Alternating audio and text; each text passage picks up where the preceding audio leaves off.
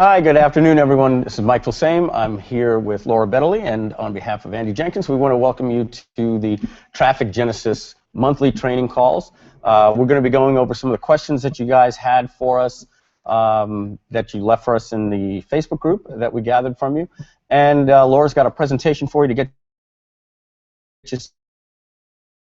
you can put them into the Webinar Jam chat as well, and we're monitoring a doc. We're going to try to get to those questions if we don't go over today.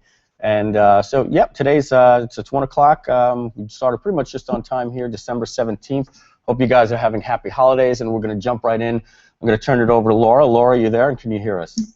I am here. Great. Howdy, everyone. I hope you're having an awesome holiday season. Good to see you, Laura. Yeah, it's good to see you too, Mike. You know, you guys are like family, and so are all our Traffic Genesis members, so this is actually awesome. Anyway, let's get into it. So there's been a lot of changes with Facebook. If you've noticed, one day you'll wake up and the interface has changed. There's also been a lot of rules that have changed, and in this presentation, I'm actually going to get into those specifics. So okay, PowerPoint, do your thing. Okay, so the changes are really broken down into 4 different areas. You have compliance changes, meaning rules and regulations that you need to follow so that you can go ahead and not get yourself in trouble. And then I'm going to get into account shutdowns. And if you look at the Facebook group, there's a huge amount of issues where people have had account shutdowns. Some of them are legitimate, but in a lot of cases, they're just very, very stupid little errors that are creating this. And as you know, it is pretty tough to get through compliance, get it reversed, and then, but there's also, you can also start a new account. But there's some rules and regulations with regard to that and some safeguards that I think is very, very important that we go over. The other thing is there's some changes on the interface. There's changes the way the ad sets work. There are changes in some of the bidding also. And I'll show you a little bit about that, and there you go. Also, guys, this is the holiday season. A lot of people have been making comments about the fact that the price per click has gone up. Well, it's the holidays. There's a huge amount of competition going on in the holiday season. It is the one time of year where it's an auction type of a system that there's way more competition. The plus point with that is you've got about a week before the prices then plummet again. So just keep that in mind and don't be frustrated because you can still win. All right, so let's get into compliance. The first question you want to answer for yourself and for Facebook when it comes to terms of service issues is what would Facebook want? And what Facebook wants is touchy-feely, nice content that gets shared and gets engagement. So it's not saying not to do direct marketing, but if you actually, they watch what happens. So if you get a lot of negative comments and you also delete them, that's a bit of a black mark. If you have something that, if you're serving up ads to people who really don't want to see them, you know, they can report the ads. So please keep in mind, goody, not scare tactic and whatnot. Now, yes, that works very, very well. At the same time, you know, basically the viewpoint from Facebook is that they want anyone who comes in and is looking at their news feed to feel happy and feel good. And yeah, that doesn't help sales, but it doesn't mean that you can't, you know, sell. It just means that you have to approach it from a strategy viewpoint so that you're not, you know, scaring the hell out of people. And the other thing is they talk about unacceptable business model, and it comes up a lot. And there's certain guys who've been shut down several times, and they think they're doing everything right. I will tell you without a doubt, you just need to look in your own heart and really look at your creative and your landing page, okay, as if you were Facebook. Are you making claims that can't be backed up with scientific data? Are you saying things from a sales viewpoint that are great for sales but really doesn't create an accurate picture? So you got to remember, Facebook is a public company, and as a public company, they can be called to the carpet to the Federal Trade Commission just like Google did. And as I said, I'm sure more than once, that the curve of the advertising platform is running very similarly to what we saw in Google, which was everybody come in and then, and they just went with a quantity of people, and then it moved to a quality stage where crap content and, hypey, salesy kind of content, they're not accepting. And look at all of your competitors, and in fact, if you go to a competitor's page or if you go to a competitor's Facebook page, you'll be targeted as an interest. You'll start to see their ads, and you'll see what they're doing, and you'll know what's getting through. Now, every once in a while, Facebook is also automating a lot of their processes, and as such, you're going to see some things that are very, that are boilerplate, right? And so they're trying to make things faster and automate the process, and it's not an easy job. So you'll see stupid ad disapprovals. You'll also sometimes see ads that are approved that shouldn't have been. They're working on all these issues. You want to be one of those guys who just does everything right and not a problem. Yeah, we've all known this was coming. This has been coming for a long time. We talked about it even in the pre-launch of Traffic Genesis, that they were eventually going to get tougher and tougher and tougher, and the day may come where they may even get as tough as Google. And we all hope that doesn't happen, but we all need to be prepared. But the important thing to remember is we no longer want to operate with the mindset, when in doubt, don't do this. We want to go away from even doubt. We want to get very, very clear with their terms and their services. Actually read them, understand what's going on, because you don't want to find out when it's too late. And here's one of the fears that you should have, as Laura was just talking about. You might get an ad approved that shouldn't get approved.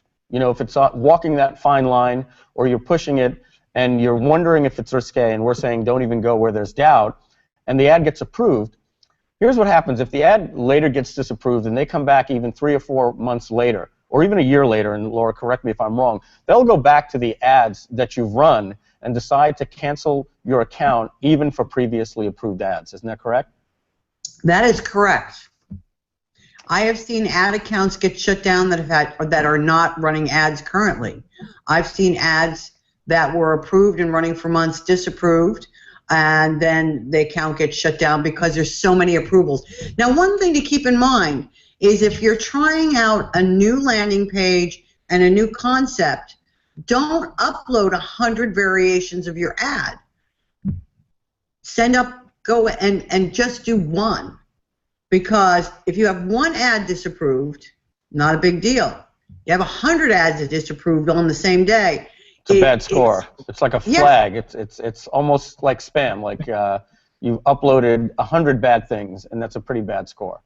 Yeah. And they do have a quality score. We don't know how it works. We just know that they have it. Mm-hmm. So it's just something to keep in mind. So, sometimes I've seen guys, they get quiet and they upload, 745 different, and frankly, when you're uploading that many, you really can't tell what's working and what isn't. So, yeah, not unless you're buying a ton of traffic every day. And we just want you guys to be cautious and understand that that Facebook is a very, very serious company, and they don't need us, right? And that's an important thing to understand.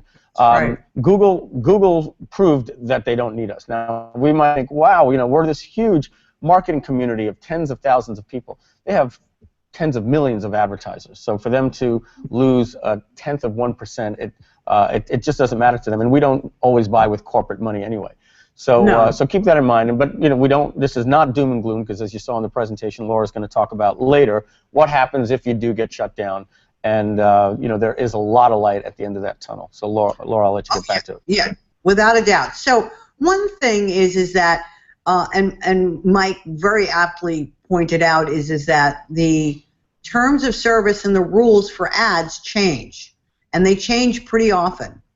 So make it part of your job, because if your job is doing this for others or doing it for yourself, part of your job is staying up to date. And so glance over those terms, glance over all of those rules and regulations, every once in a while. I do it at least once a week because I find very interesting things like landing page rules that I put here. Ads may not direct to landing pages that trigger pop-ups or pop-unders when somebody arrives upon or exits the page. Now keep that in mind. This is where there. You can put that slide back up. I'm actually going to just read that. Triggers pop-ups or pop-unders when someone arrives upon or exit the page. So somebody may say, okay, that's arrive or exit. So what I'll do is I'll put a time delay that shows a pop-up to opt into my newsletter after 1 minute and 30 seconds. No, that's pretty much still a pop-up at some point when they arrive on the page. Facebook's basically saying they don't want pop-ups on the page unless the customer opts in and clicks something that creates a pop-up, like a two-step opt-in. So at that point, if a customer sees something that says download my free mind map, and they click it, and a pop-up opens to enter the name and email, that's about the only safe way you're going to be able to do that on a page. That is correct. Okay. The other thing is that Facebook uses Web of Trust. So ads may not lead to destination pages that have been flagged as having a bad reputation by Web of Trust. Web of Trust is a third-party website review service and has no affiliation with Facebook, but they're really $19.99 if you ask me.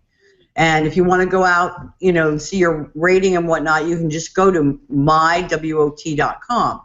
Now, let me tell you what sites don't have a good mywot rating. ClickBank. All right? A lot of affiliate networks have really lousy trust scores. And you have to have a lot of good trust for yours. I also saw in one case, and this was really black hat, it was really, really nasty. I had a client who had a competitor who kept reporting their site on Web of Trust, so that when they went ahead and tried to do Facebook ads, they were not able to. Somebody on the Facebook page the other day said they were trying to use I think it was a webinar jam link, and they weren't able to get through. And that wasn't what it was, but I've seen it. I saw it happen with lead pages several times, where somebody who's a bit of an ass, pardon my New York accent, goes ahead and puts a forward, crazy thing on, using, GoToWebinar or ClickBank or any of these shared domains, and then all of a sudden, because one page and one person was basically bad and evil, it creates a reputation problem with Web of Trust. I think at some point they're going to have to be using a much different way of getting authority and trust. But right, that's what they're doing. So if your score is, or if there's an issue, I mean, first of all, if you try to put your URL in Facebook ads and it doesn't get approved, the next thing you're going to do, or and it says can't use this domain, the next thing you're going to do is you're going to look at Web of Trust to see if there's a problem there. Now, it's very easy to open up a new domain, move a page. There's a lot of stuff that can be done, and sometimes it's algorithmic, and it's just there's an error going on, as we've seen several times. So that's that. Now, the other thing is landing pages, and this also has to do with the ads, must clearly and accurately reflect the product or service being promoted in your ad. And I think we've talked about this, where the ad and the landing page have to be related. It's even better if they have similar coloring, and it feels like you're not being baited and switched. In addition, landing pages must contain content, products, or services. Can't have any of the stuff that is prohibited by the ad guidelines. So no tobacco, no guns, no pharmaceuticals, and then the dating rules, and we've gone over all of this before. Now here's the thing: one of the things you might want to do to enhance your reputation and enhance your actual conversion and whatnot is in your ad copy or in your ad creative that you're putting in, you let somebody know what they're going to. So you'd say, want more leads, question mark, click here to find out more. You might have to change that to click here to get,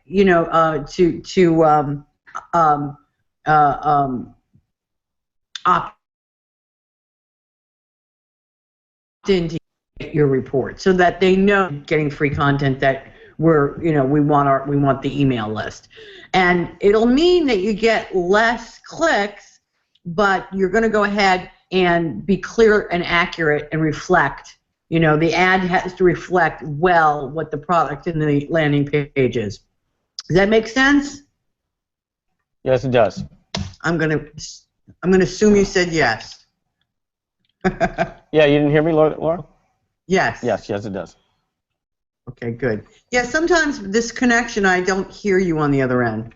Yeah, we had a little problem with you going in and out a couple of times. It's just typical bandwidth that happens, but for the most part, it's been 95% good.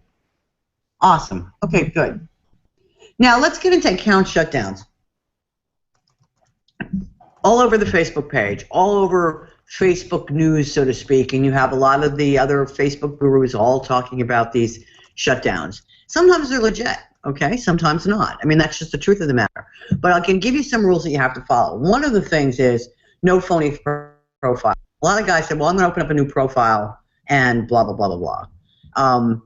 Sean Vossler had to drop his middle name WordPress because Facebook actually went after him and said, well, that's not your real name, so you have a phony profile.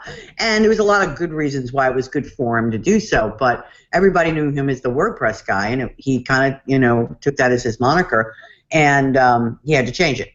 So that's one thing. The other thing is that Facebook wants you to use business.facebook.com, and as of January 1st, if you had an old business account, you need to switch over. It is the new standard, and that's what they want us to do. No way around it. That's just the way it works. Now, here's the thing. Probably the most important thing for you to know, and one of the biggest reasons accounts get shut down, is unusual activity. What is unusual activity? Well, it's something that Facebook thinks that could be fraud. Now, if you, and you got to understand, there's not only click fraud, there are people that go out of their way to either hijack other accounts or use phony credit cards and blow up, thousands of dollars on affiliate offers and this, that, and the other. And guess what? Facebook ends up eating the cost on that. So they have enhanced security regulations that are even like overly ridiculous so that they don't end up getting ripped off. The biggest thing that you can do that can create a problem is to log in from different IP addresses. I'm traveling, all of a sudden I'm over in, I'm in Puerto Rico, or if I'm in England, and if I log in on another computer with a different IP address, you're gonna get shut down for unusual activity. No way around that. What I do is I use a program called Log Me In, and everything is on my desktop at home, and I remote in, and that's how I advertise. So I could be on a ship, and I've done it on a ship where I manage my stuff. I can be in Europe. It just doesn't matter. So you want to make sure that you don't trigger this unusual activity by logging in to your account, on your mother's computer, or say, oh, I'm over at so-and-so's house, let me log into Facebook and see how my ads are doing. It will trigger that. The other thing is that IP addresses also are related to locations. So what the account that's set up, if the credit card is in California, the whole thing should be set up in California. Now, that doesn't mean that that if that's a client, that they can't give you access to their, business.facebook account. It just means that when you're dealing with billing information, the IP location that you're logged into is pretty related to, the billing address. And it doesn't have to be the same exact house, you know what I'm saying, but it's got to be, you don't want to be, using a California credit card when you're in Toronto. It's a red flag. Okay, logging in from different locations, red flag. They hate PayPal payments, red flag. And here's the other thing that they never say, but you should know. Don't ever let your credit card decline or expire. If your credit card declines a few times or you let it expire, you're going to lose your account. Crazy, but true. Now, I want you to look at this slide. Laura, that's interesting because, you know, and that's a good tip for people to know. They probably want to keep their account with something like an American Express card or something that has maybe a line of credit compared to maybe their checking account. If they tend to let their checking account get a little low, maybe towards, you know, the $300 range, and then maybe something annually bills or something, Right. and then they don't have the money to pay their ads. That's interesting. So if it declines, and it happens a couple of times, you'll lose your account because of it. Yep. Not just suspended. No. Okay. It's good for everyone to know. Yeah. I've never heard that before, so that's important. Yeah. I mean, you know, they don't say this. You just have to empirically see that you've seen it over and over again. Mm-hmm. You know, and patterns. You pick up these patterns after a while. Yeah. Yep. Exactly. Now, this particular slide is actually kind of funny, sad, and pathetic all at once. And what it is a notice that your account that account was disabled. Now, here, check this out. We've emailed you about this previously on bracket date 1 and bracket date 2. Really? Now your ad account has been permanently disabled. Permanently disabled. Now, by the way, it wasn't permanently disabled and it was fixed, but there was no explanation at all. And by the way, we never received anything on date 1 or date 2. There was nothing. So this is what it looks like. This is the kiss of death notice that you get, you know, and whatnot. It's not even Dear Bob. It's Hi Facebook Advertiser. Well, actually, this is not. I'm no longer a Facebook advertiser. It should be, you know, really should say, you know, dear individual who has now been thrown off the network. But that's besides the point.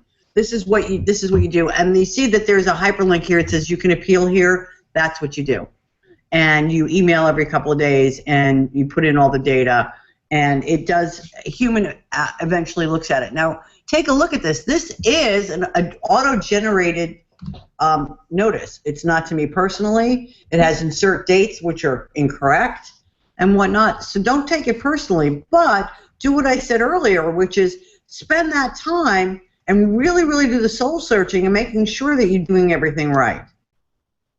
Now, here's another one. This one I got from their attorneys, and it was to me personally. And there was a tool that we used and we tested, and this is before we had problems with user IDs, called Way Cool Tool. And it pulled user IDs, and you could pull them from groups and whatnot, and we tested this. Now, since we realized that that was no longer per the terms of service, we deleted all those lists. We took everything down. There was not a problem. But somebody who I will leave nameless got kicked off of Facebook, and one of the things they did was let everybody know who bought that tool. So anyone who bought that tool got this cease and desist from a lawyer. And, you know, I mean, of course, I emailed them back and said, hey, you know, I think, you know, it's been a year and a half since we've used it, and we actually just tested it, and we didn't actually use it. So that was that. But anyway, there you go. I mean, there's no, you know, there's no gray area in that. It just means don't do it. So, as I said, the messages are automated, and there are some bugs. But, you know, just make sure that you're looking at what you're doing, and then follow that appeals process. Your last resort, okay, if it doesn't work, is to set up a new account using business.facebook.com/create. Use a different credit card. If you don't have another credit card, go ahead and take the one that you had and report it lost or stolen and get a new one.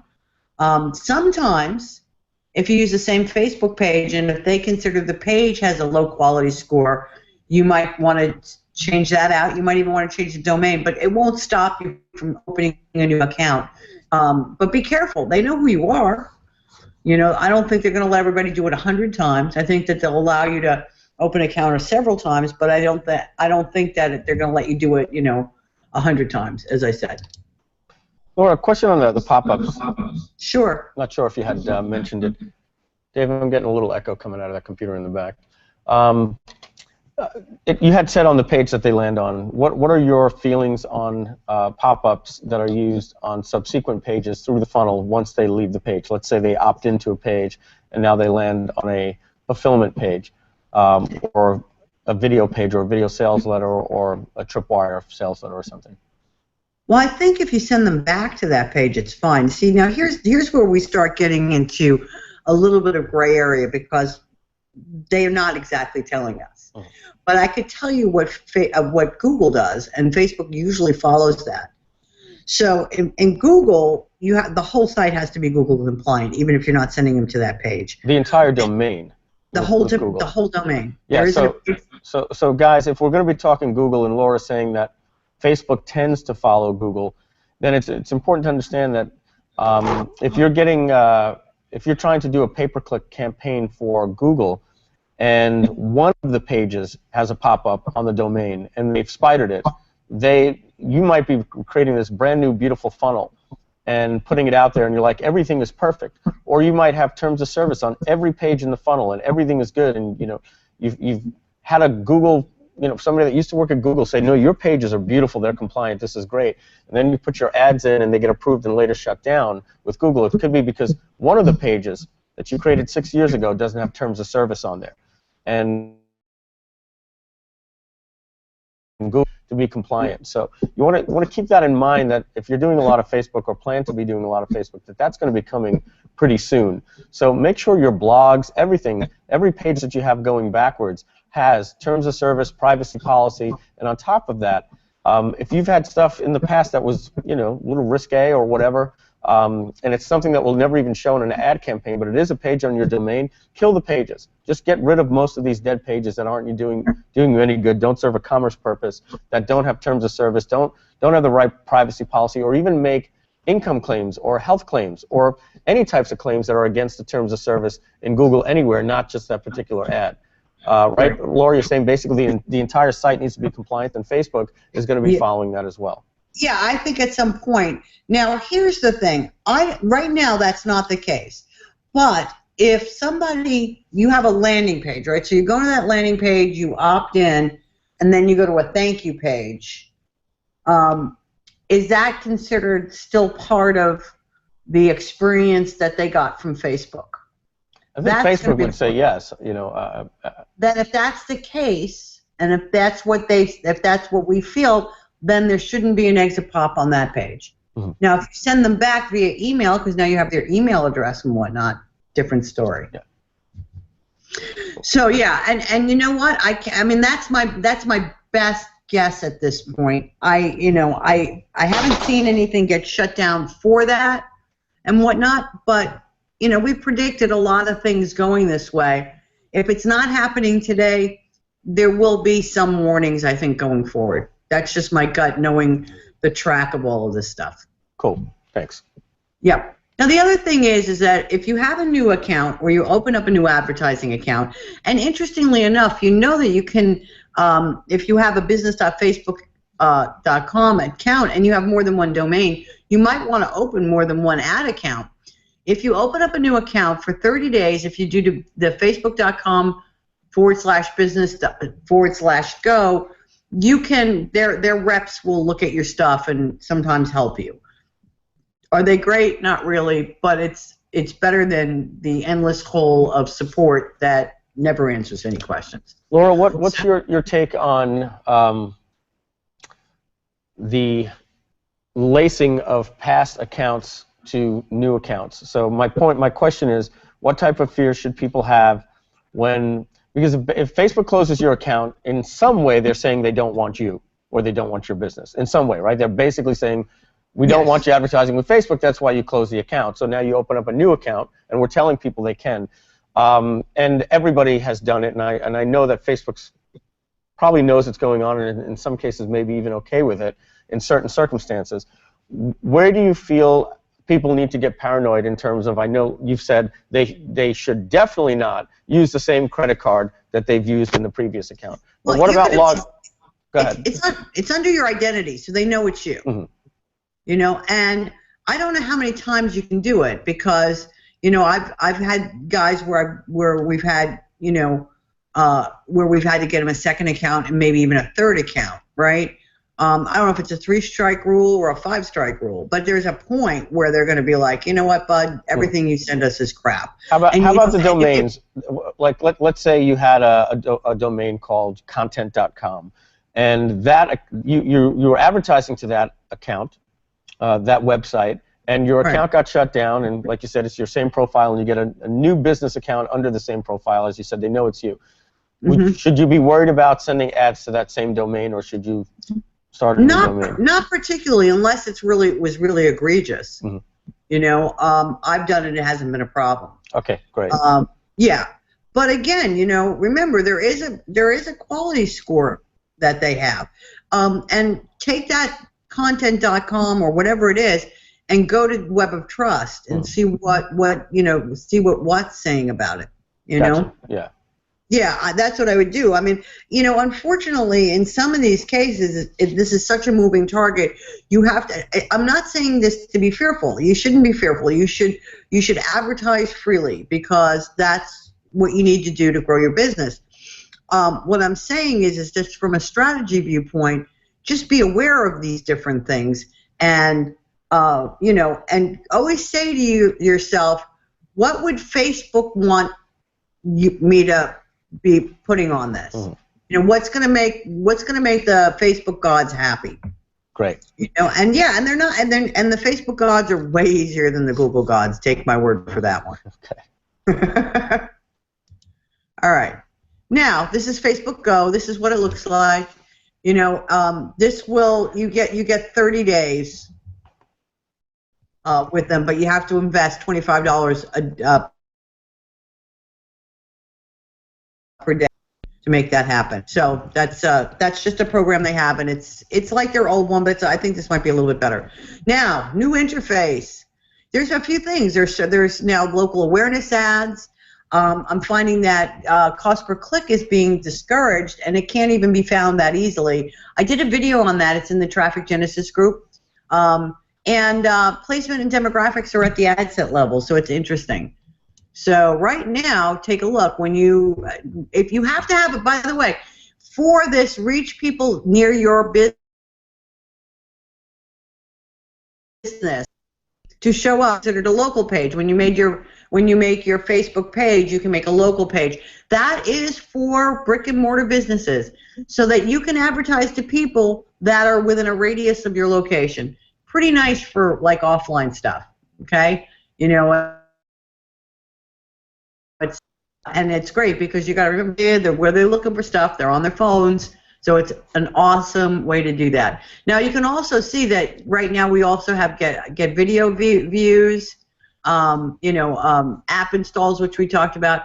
And here is interesting. You got promote your page, send people to your website. You would think that's cost per click, and it is sometimes. And get increased conversions at your OCPM. So there you go on that. So it's here we say send people to your website, trafficgenesis.com, right? Watch this. It doesn't give you in the regular interface the option to pay per click. It's pushing everybody to a CPM, meaning cost per thousand. It is my gut instinct that Facebook is not able to deliver as many clicks as we thought it could.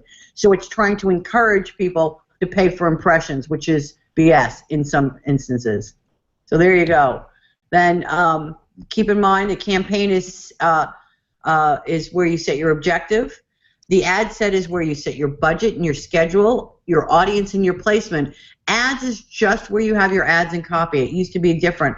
It gives you a lot more flexibility that you can have different ad sets, like if you have a particular one ad, you can clone that and have different placements for that ad. So, and you can have it all in the same campaign, and it's easier to manage. Although if you're used to it the other way, it's a bit of a pain until you get used to it. Now, here's a real interesting thing. Did anyone hear of the partner mobile apps up to now? Probably haven't. What that is that Facebook is now putting its own content network together. So you can have your ads, the mobile ones, show on their partner mobile apps.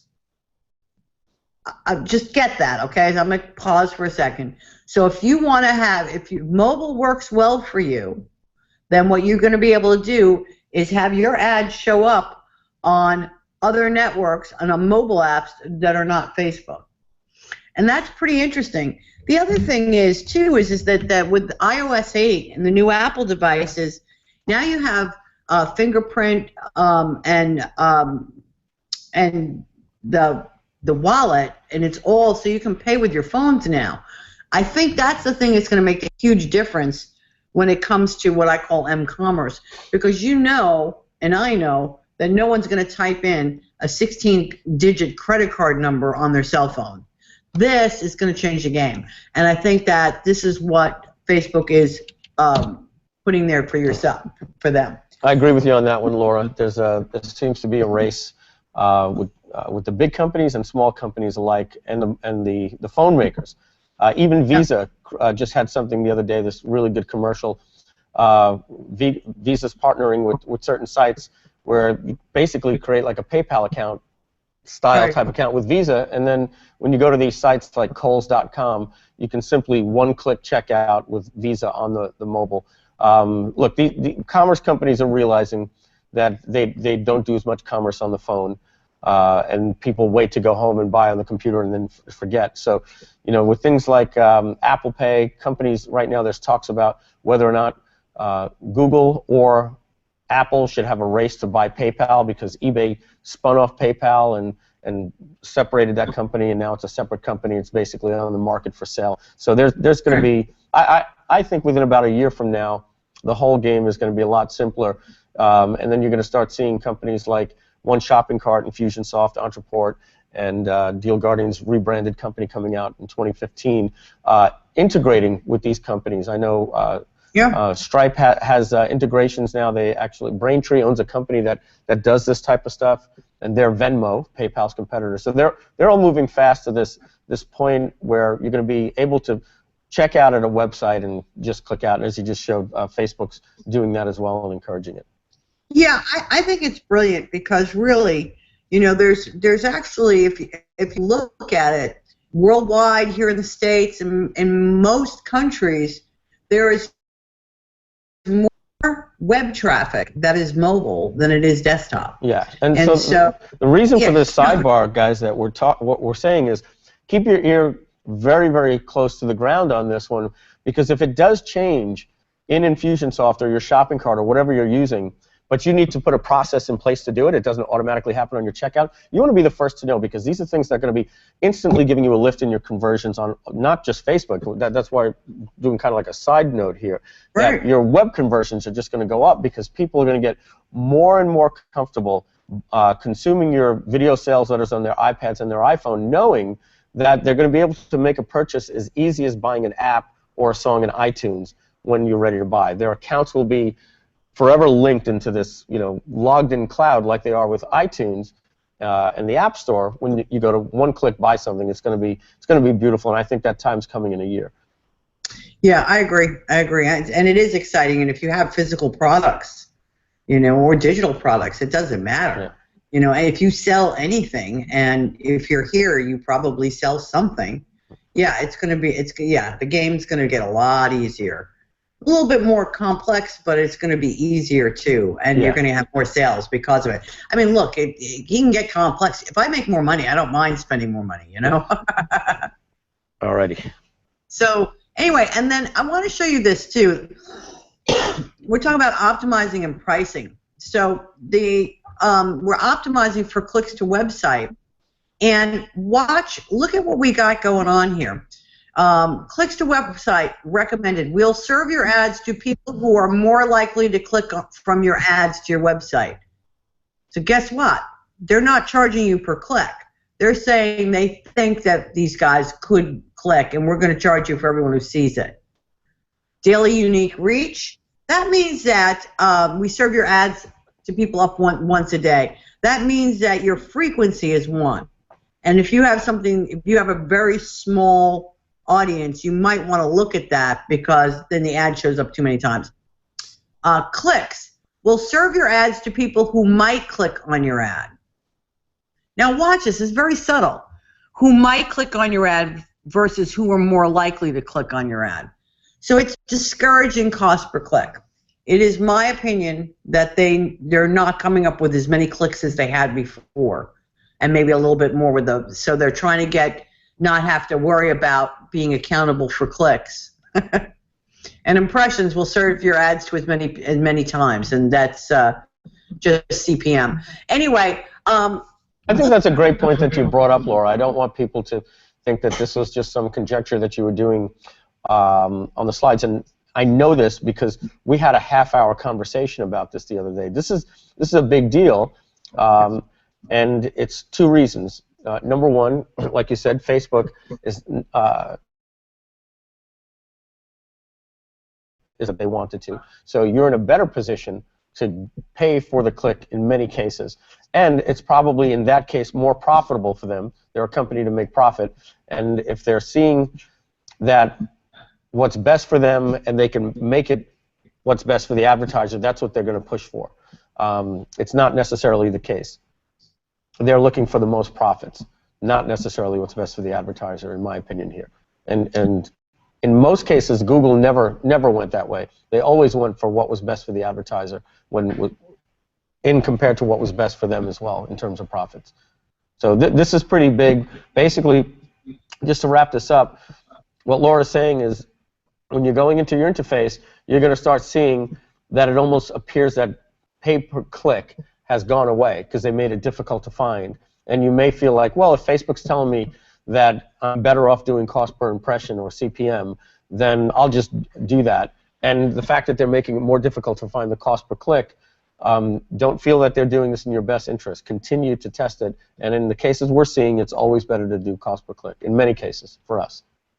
Yeah, recently for sure. And that's if your objective is clicks to website. Now, you can still do OCPM, and it's all over the boards, though, with it. Sometimes it's like gangbusters, and sometimes it's hit your head against the wall, so you got to test. So one other last note on this Facebook stuff before we get into the questions is please note that the general metrics and reports is a little bit different. Not hugely, but couple things. One is you can see that you can now see responder demographics a little bit easier, placement-based metrics, video actions, which is awesome, and your conversions, etc., and so on. So they're all in one interface. The other thing I noticed is that if you're going to do a custom report, don't use Chrome, use Firefox. Otherwise, you can't get those custom dates to show up. It's a bug. So there you go. So let's get into the questions. So first question is Facebook still a good place to make money online selling my own products or selling someone else's product? Is the opportunity still there? Is it worth my time pursuing? Oh, it's still there. And, I've never been, look, I do a lot of affiliate marketing, but I use my email list for affiliate marketing. I have said it before, and I'll say it again. When you're selling someone else's product, you're better off at least doing the first part of your funnel yourself so that if you send the traffic to somewhere else and nothing happens, you can't retarget them, you can't re-email them. There's a lot of stuff you can't do. You want to build that asset of your email and your remarketing list. So if you're going directly otherwise, then you're going to waste some opportunity. You probably will make some money, but you will waste some opportunity. So I still believe you put in that little bit of time to do that on the front end. But yes, I still think it's a huge opportunity. You agree, Mike? I was on mute there. Absolutely. No worries. All right, so that's question number 1. Next, Peter asked, is there any change to the way you would switch a campaign from website clicks to conversion? I'm finally getting ready to buy customers at half the price. Awesome. Also, what's the best way to track ads? Can't trust lead pages tracking. Infusionsoft cannot track the funnel. And, so I'm hoping Facebook or Google Analytics. Okay, so I'll give you a couple things. First of all, you want to go from website clicks, and then you have to clone it over and make a new campaign because the objective is different and you can't switch it midstream. So it's a new ad set, it's a new, but you can easily do that because you can copy the ad and then you just say, new campaign, new ad set. So that's how to do that. Now on tracking, there's 2 different things. One is, and I've showed this before, but and you can look it up online, it's Google UTM links. Now what happens is that it'll go to yoursite.com / and it'll be $equals, and you would say the campaign's Facebook pay-per-click and whatnot. So you'll be able to track everything in your Google Analytics, and you can also take a look at your Facebook. And I showed you that you've got your report section. The combination of the 2 of those will give you an most accurate, the actual money in or the actual leads in and whatnot. You're going to see in your CMS, and that will be that'll be that. But you got to understand that not every. Sometimes the Facebook, Facebook will count a conversion, even if it happens several days after the visit. Google Analytics will track it a little bit differently, but it will see that. But not everybody allows you to, or has the JavaScript in their own computers, so some of the stuff is not going to be 100%, but it's going to be close enough. You're going to know if you're profitable or not. There's 2 things that we like to do in our company when we're testing. We want to know the effectiveness of a particular ad and how that ad is performing compared to other ads. Now, you're going to get that data from Facebook, and there are ad software to help you manage those campaigns a little bit easier, like Quora. Is that the name of it, Laura, you were saying? There's Quora, there's social.com. Yeah, and we use Quora in some of our ads. Now, that's going to, and the other one that we use is Gold Lantern.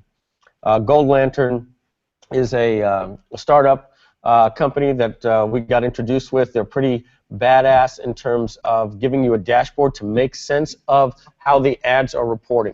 It's really, really cool stuff. Now, the other thing that you want to know, there's a difference between knowing how an ad is performing compared to how your funnel is performing, right? Your ad is how did this particular ad compare to this particular ad? The 7 ways to, or the 5 things you should never eat, right? I need to know which one of those ads are doing better. And obviously, there's split testing software like Visual Website Optimizer that's going to tell you what's working best on the page. But we want to know what path is working the best.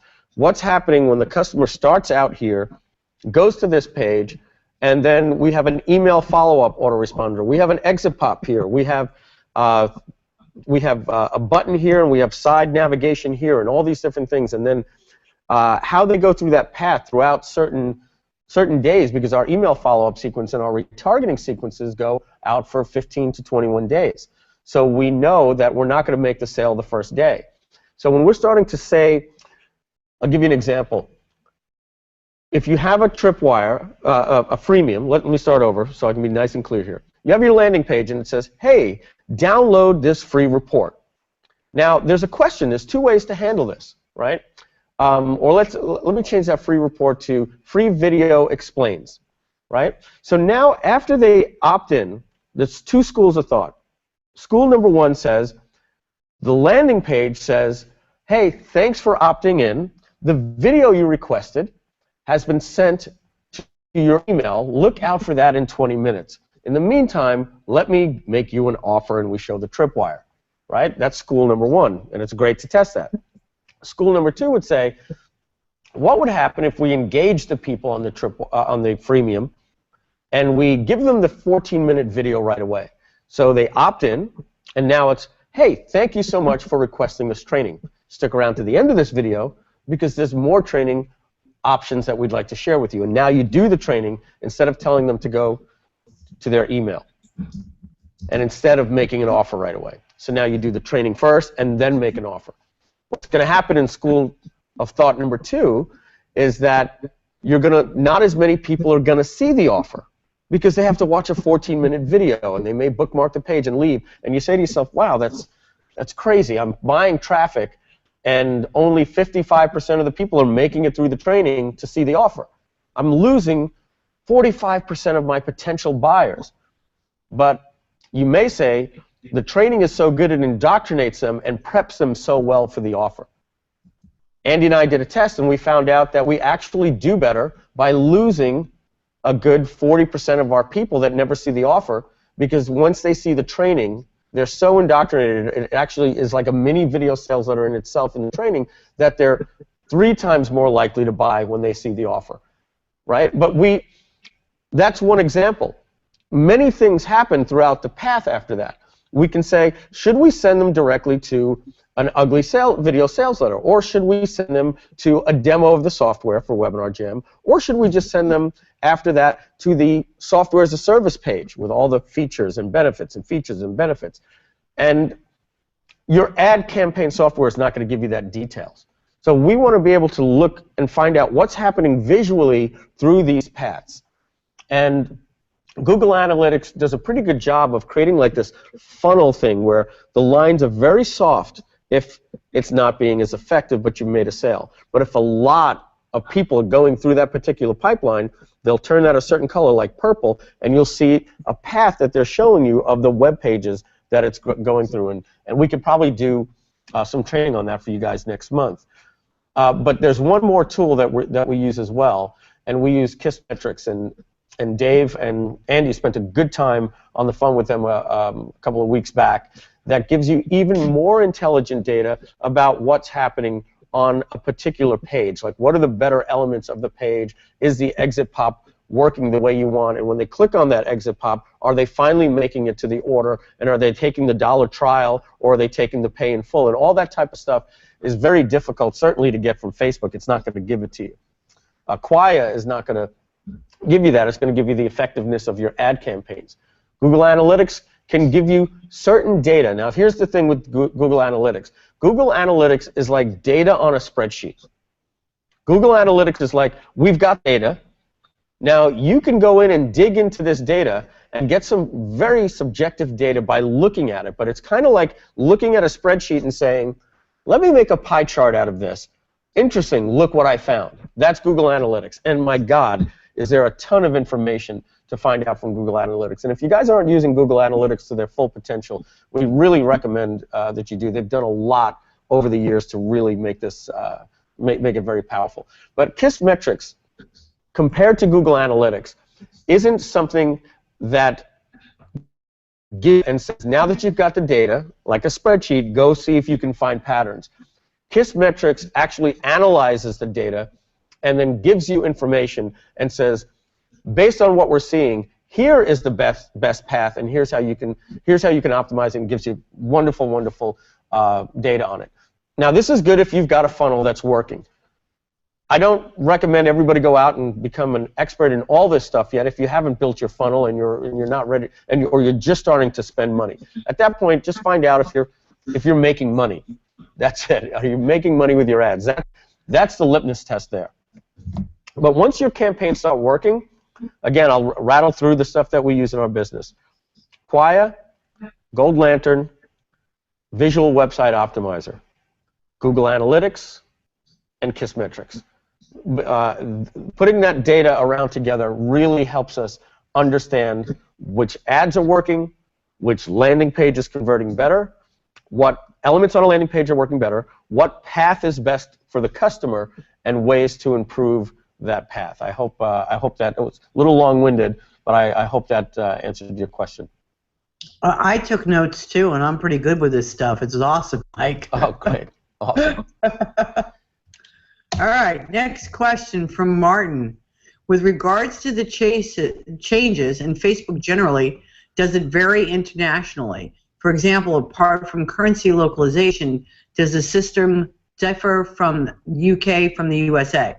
Yes and no. I hate to answer it that way, but sometimes what happens is that new changes are usually rolled out in the United States first, and then they roll out to the UK and Canada and around the world. And you got to remember the European Union has different laws than, let's say, the United States. So you don't have partner categories in the European Union.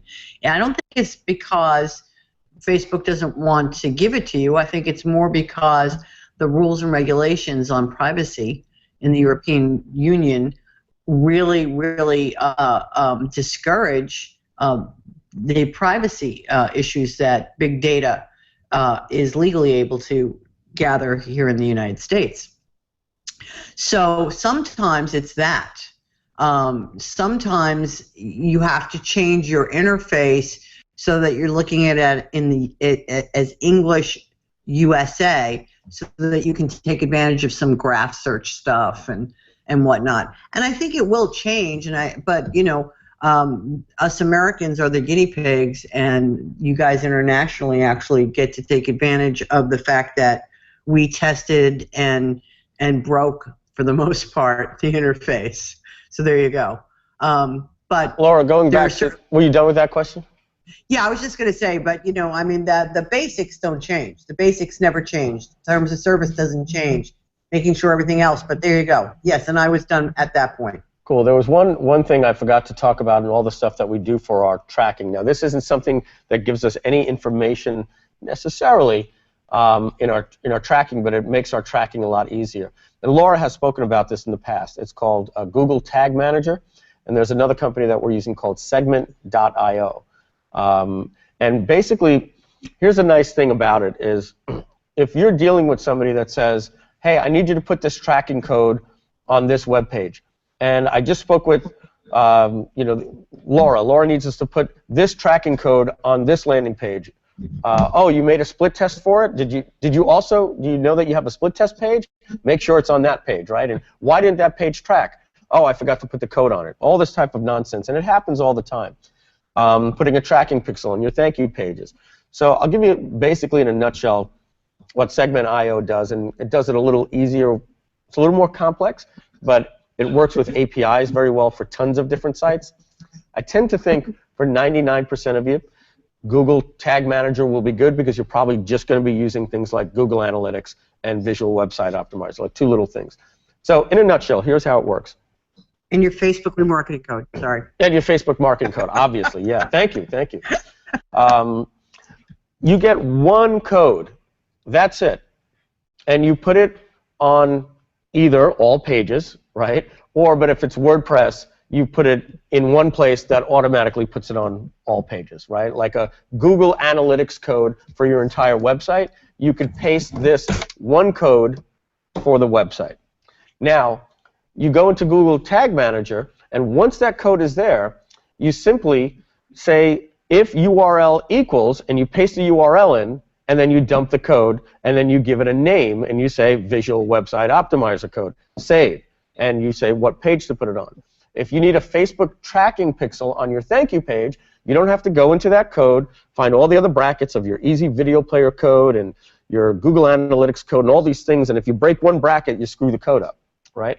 You simply, since the code is now already on every page on the website, you go into Google Tag Manager and you say URL equals webinarjam.com/$trial-thankyou.html, save, drop your Facebook tracking pixel code, give it a name, and you're done. So you can manage all of your tracking codes in one dashboard simply by saying if URL is equal to, if URL contains. So it's really good when you're dealing with all these multiple codes. For instance, Visual Website Optimizer, Gold Lantern, Facebook tracking pixel, Google Analytics, easy video player code, all these different things. You can dump the code in on one page. It's beautiful. It works really well. And then you can get some ideas. It shows you some stats and impressions on that code and stuff like that as well. And it stops the code from breaking.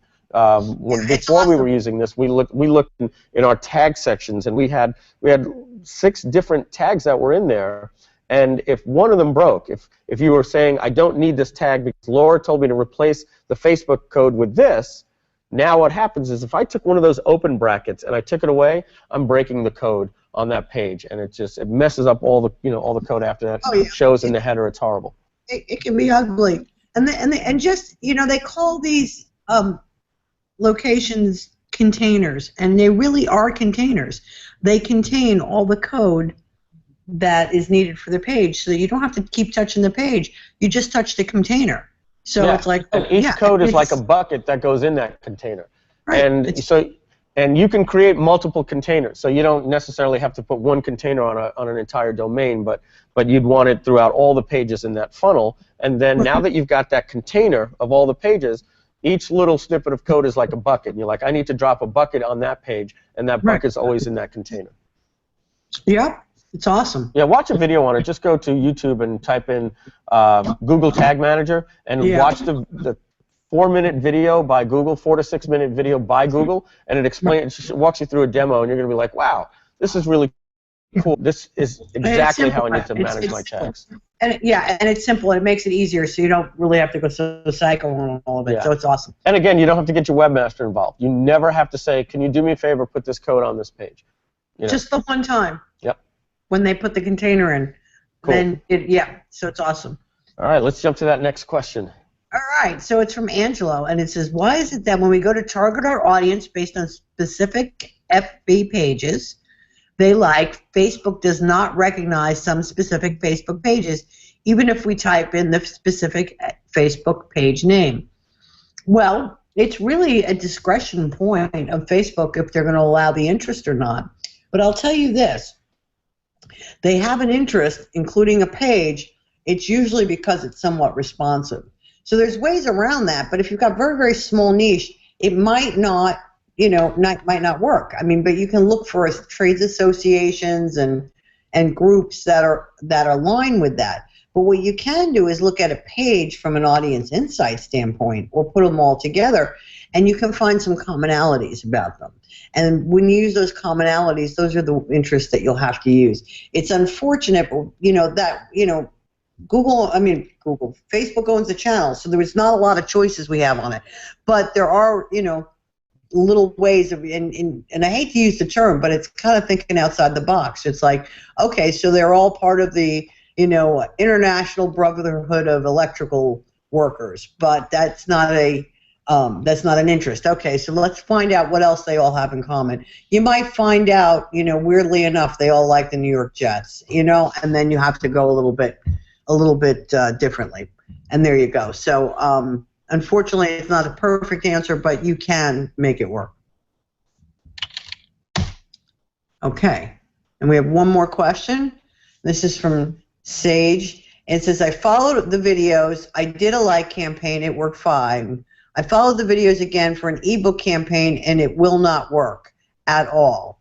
Facebook is not running my ad. I have 2 creatives. Then I added a third, watched the videos, saw the suggestions that sometimes I need to create a new ad set. So I started a whole new campaign. This time I used the same creatives from a like campaign just to see if Facebook thought my ad was crappy, and it would not run at all. What should I do? If the ads won't run, then I get no traffic. Well, you know what? I get that. And in actual fact, you gave me some data, but not all the data. One of the things is if your ad is not running and it's approved, that means that you're not bidding enough for the Facebook to care enough to actually serve up impressions. So what I want you to do on this one, Sage, is I want you to do a little video for me. I want you to upload it to the Traffic Genesis group so I can see what's going on, and then I will help fix it with you. How does that sound? All right.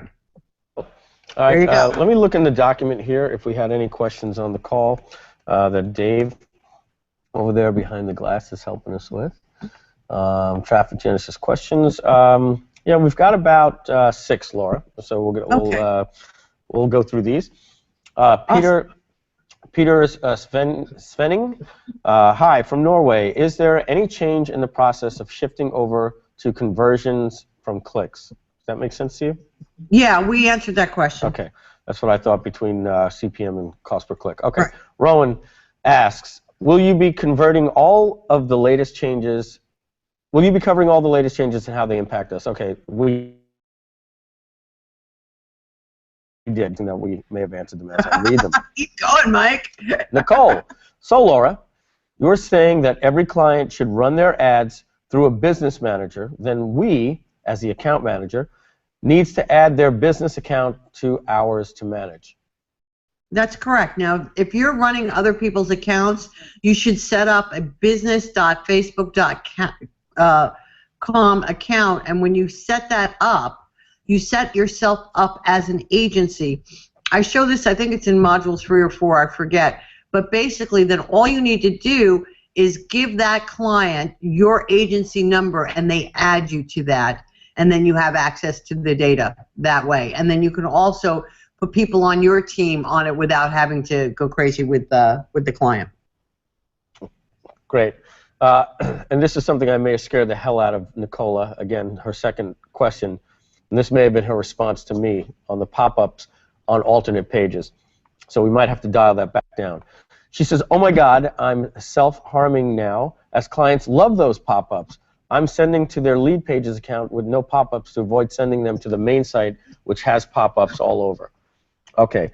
I think she was just agreeing with what we're saying, that what she's doing for her clients is using lead pages without pop-ups. That's smart. Yes, no, and Nicola's one smart cookie, man. I don't know if you watched some of the stuff she posts. I was like, that's a smart girl. So there Absolutely. You go.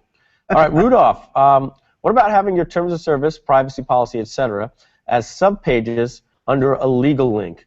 Would that be okay, or better to have those pages directly in the footer?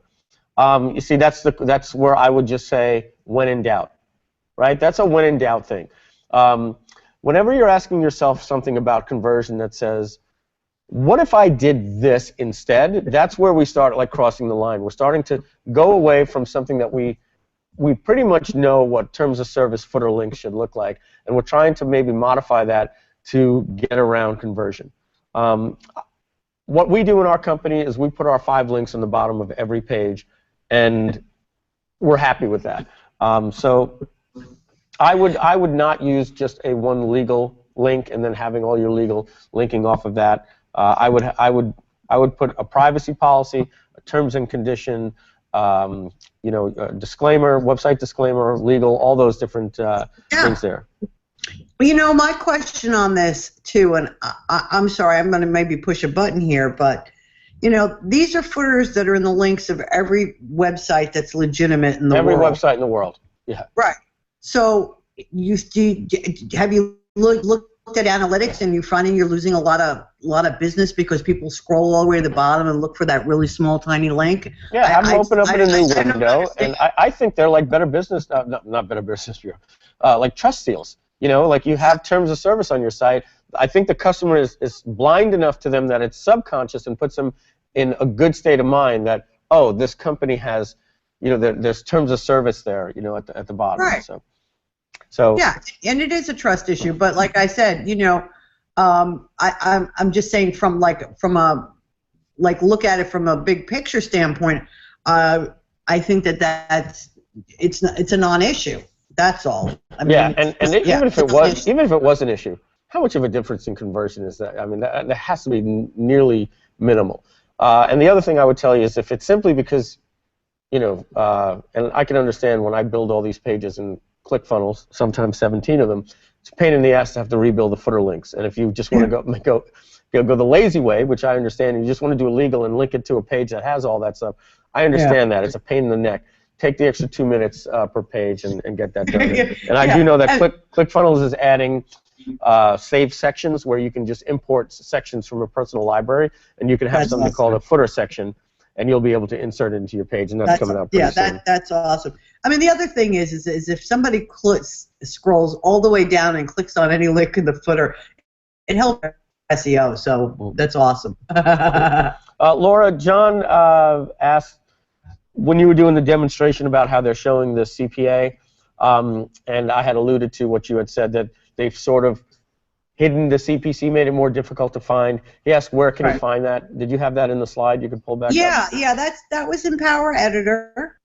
And what I went to is that the objective was clicks to website, and then in the ad set itself, you went into the bidding itself, and you clicked on that, and it actually accordioned out, and the CPC was like the fourth option with a little, like, you might get traffic. Yeah, okay, I remember that. That's where you said they used the words "you might get traffic" instead of "you're likely to." Or, I forget. You said that they used more likely. More likely. And go in the Traffic Genesis group. I did do a video on it. It's about 4 or 5 minutes long, and it's in the video section. And when I do the rest of the updates, there'll be a little bit longer of video on that. But there was enough questions on it that I wanted to make sure that everybody saw that right away. So when you're in the Facebook group, there is actually a link to be able to see all the media, and you'll see that there's a video. Cool. I wonder if we could use, I wouldn't want to necessarily use like hashtags, because that could be like Facebook-wide, but it'd be nice if, like, in private groups, that you could actually add tags like you can in Evernote. Oh, no, you want to know something? I know I was on a PowerPoint, but I got to show you something that's really amazing that you can do in Facebook now that we couldn't do before. Oh, cool. All right. Okay, Does it have anything to do with what I was just saying? Yes, it's absolutely what we're talking about. This is why I'm. Because when a group gets really long, it's like array of data. And if you did something, let's say 9 months ago, and said, "I know I made a post about that," man, is it a pain in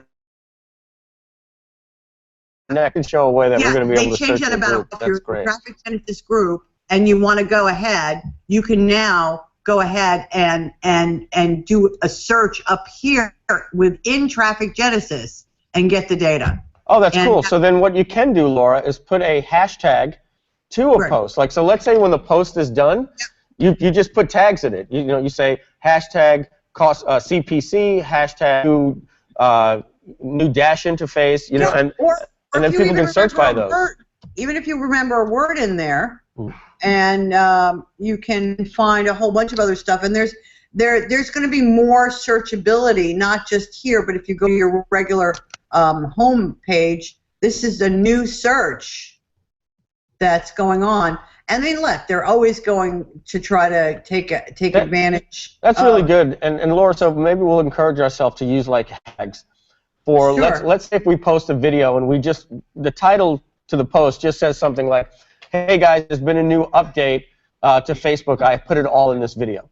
Right? We may not have enough that's searchable because the contextual part of the video is not in there. So we'll just put some hashtags underneath. Hashtag, hashtag, hashtag, and then when people do a search, they'll be able to find it easier. I think that's awesome. Last question. John asks, "I was recently told that if I'm traveling, that I should log into my home computer remotely to check my Facebook ad stats and run my ads. That if I try to run this from different locations, even in the same laptop with a different IP address, I may kick up a Facebook bear trap. Is there any truth to this?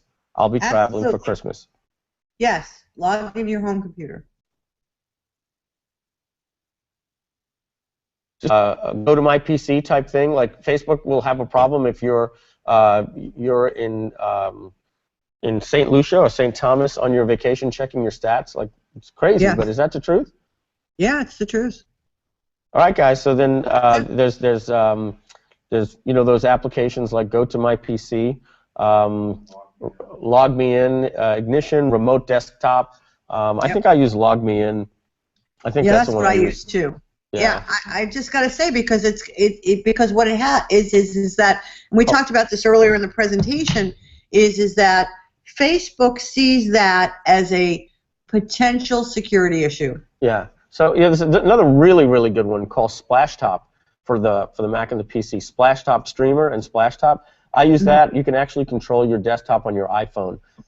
It's fantastic. You can control your entire desktop, Mac or PC, on your iPad or your iPhone or your Android device, and you can actually control the mouse that's on that screen. Really good stuff. So if you're traveling and you're concerned with that, go to just Google Splashtop, I believe. I'm just looking at that now.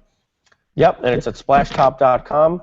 This stuff is pretty affordable. I think $40, and then you can wrap it into all your devices. Laura, I think I showed it to you once how fast it actually streams and repaints the page with a lot of stuff, even full motion video. In fact, just so you guys know, like, some airplanes don't allow you to watch a movie because of the bandwidth on your, like you can't, it blocks out Netflix and Hulu and that type of stuff. So what I'll do is I'll open up my iPad or my laptop and I'll log into my home computer through Splashtop because the pagination is so quick, it's nearly seamless. So I'll watch Hulu or Netflix or even something that's playing on iTunes at my house, and it'll play in the airplane through the airplane's Wi-Fi, and basically it's just repainting the screen. So you're playing it in high definition at home, and then it repaints it and sends the audio and the video. Just a side little note about how cool these things are. Oh, that's awesome. All right, I think we're done here with the questions. Let me just double check, see if Dave pasted it. Oh, we do have one more. Luke, I'm from the EU, non-English European Union. I see running AdWords campaigns all over, but I don't see terms of service almost on no website footers. I think he's saying he doesn't see that over there in the EU, but here's the thing. It's a Google issue. Google will say that you need it. It's a trust issue. So, you have to find one that is legal in your country, in your location, but you must. Did I say must have that? Yeah, without a doubt. Just get in the best practice of putting terms of service. Again, we just spoke about it. It's just terms of service.